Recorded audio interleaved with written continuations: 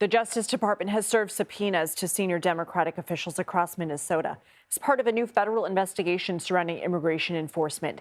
They include Governor Tim Walz, Attorney General Keith Ellison, and Minneapolis Mayor Jacob Frey. Sources tell CBS News the action is part of a probe into an alleged conspiracy to impede federal immigration officers. CBS News immigration and politics reporter Camilo Montoya-Galvez joins us now. Camilo, what are federal officials looking for in these subpoenas and what happens next? Lindsay, this is a pretty sweeping and broad criminal investigation by the Trump administration targeting Democratic leaders in Minnesota and Minneapolis.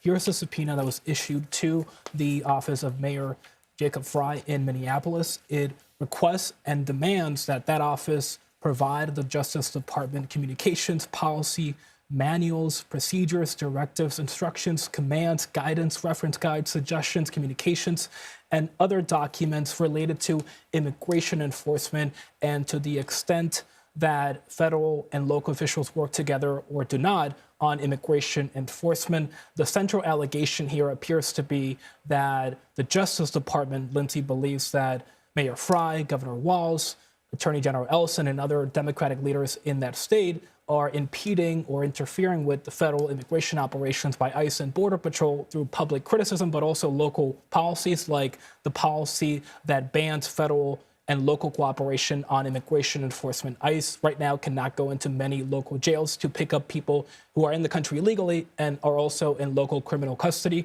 That is why the administration says it has to go into the streets of Minneapolis to pick up and arrest many of these individuals. I should underscore that Walz, Ellison, Frey, they have been very critical of the deployment there, but they have implored protesters repeatedly to remain peaceful, and they're calling this political intimidation, saying that the justice system is effectively being weaponized. So is the DOJ looking for evidence in these communications that local officials impeded federal immigration efforts? Yes.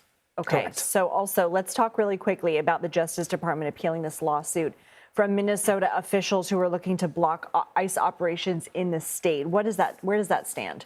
Well, there are two lawsuits right now ongoing in Minnesota. There is a lawsuit filed by Minnesota Democratic officials that seeks to halt Operation Metro Search. That is the federal immigration crackdown in the Minneapolis area, including St. Paul, that started in December, but that really picked up earlier this month after those fraud allegations and then after the killing of Renee Good by an ICE official.